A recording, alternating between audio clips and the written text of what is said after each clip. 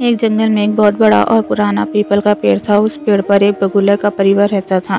उसी पेड़ के नीचे एक बाम्बी थी जिसमें एक काला सांप रहता था। काले सांप को जब भी मौका मिलता था वे पेड़ पर चढ़कर बगुले के अंडे और बच्चों को खा जाता था। सांप की इन हरकतों से बगुला बहुत दुखी और परेशान था। वे किसी भी तरह सांप से अपना बदला लेना चाहता था, परंतु वे कुछ नहीं कर पा रहा था, क्योंकि अगर वे सांप से लड़ाई करता तो सांप उसे भी मार देता। एक दिन उदास होकर बगुला तालाब किनारे जाकर बैठ गया और रोने लगा। बगुले की हालत देखकर केकड़ा पानी से बाहर आ गया और बगुले के पास जाकर पूछा, बगुला भाई क्या बात है, आप तो हमेशा हंसते खेलते हैं, आज अचानक आप इतने उदास क्यों हो। केकड़े की बात सुनकर बगुला बोला, केकड़ा भाई तुमसे क्या छिपाना, मैं जिस वृक्ष पर रहता हूँ उसी वृक्ष के नीचे एक बड़ा काला सांप रहता है और वे मेरे अंडों को खा जाता है। अब मुझे समझ नहीं आ रहा कि उसे कैसे छुटकारा पाऊँ। अगर तुम मेरी कुछ सहायता कर सको तो बतलाओ।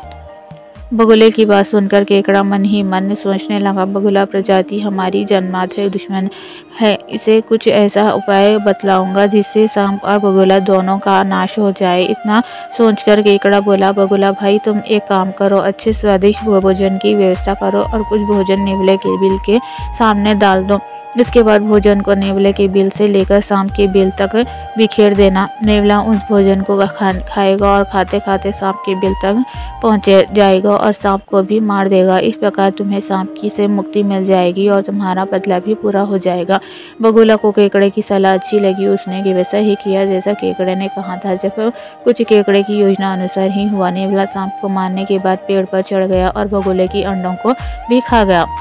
बगुला अपनी मूर्खता पर पछताने लगा। उसने उपाय तो सोचा, परंतु उसका क्या परिणाम होगा ये नहीं सोचा था। बगुला, सांप, केकड़ा और नेवले की कहानी से हमें शिक्षा मिलती है कि कभी भी कोई कार्य करने से पहले उसके परिणाम के बारे में भी सोचना चाहिए, अन्यथा उसका परिणाम उल्टा भी हो सकता है।